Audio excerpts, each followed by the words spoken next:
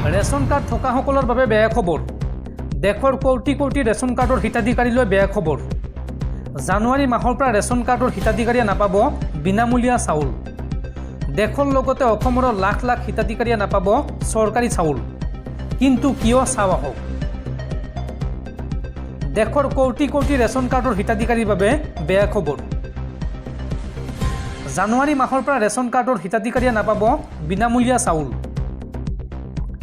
সমগ্ৰ ভাৰততে বিনামূলীয়া চাউল নাপাব ৰেচন কাৰ্ডৰ হিতাধিকাৰীয়ে। অসমতো লাখ লাখ ৰেচন কাৰ্ডৰ হিতাধিকাৰীয়ে নাপাব বিনামূলীয়া চাউল। জানুৱাৰী মাহৰ পৰা সমগ্ৰ অসমত খাদ্য সুৰক্ষাৰ চাউল বিতৰণৰ পৰা বিৰত থাকিব সুলভ মূল্যৰ দোকানীসকল। সুলভ মূল্যৰ ব্যৱসায়ীসকলে এই সন্দৰ্ভত গ্ৰহণ কৰিছে ডাঙৰ সিদ্ধান্ত। সুলভ মূল্যৰ ব্যৱসায়ীক মোদী চৰকাৰে গুৰুত্ব নিদিয়াৰ অভিযোগ উত্থাপন কৰিছে।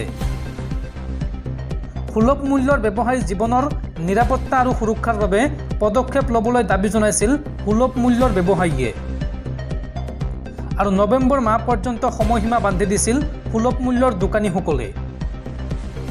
কিন্তু কোনো ধৰণৰ ব্যৱস্থা হাতত নল'লে মোদী চৰকাৰে, যাৰ বাবে এতিয়া জানুৱাৰী মাহৰ পৰা অনিৰ্দিষ্ট কাললৈ চাউল বিতৰণৰ পৰা বিৰত থাকিব ব্যৱসায়ীসকল। আৰু এই দোকানীসকলৰ দাবী চৰকাৰে মানি লোৱাৰ পিছত পুনৰ বিতৰণ কৰিব সুলভ মূল্যৰ চাউল। এই ঘোষণা কৰিছে সৌদ অসম সুলভ মূল্য ব্যৱসায়ী সন্থাৰ সভাপতি ধৰণীধৰ বৰাই।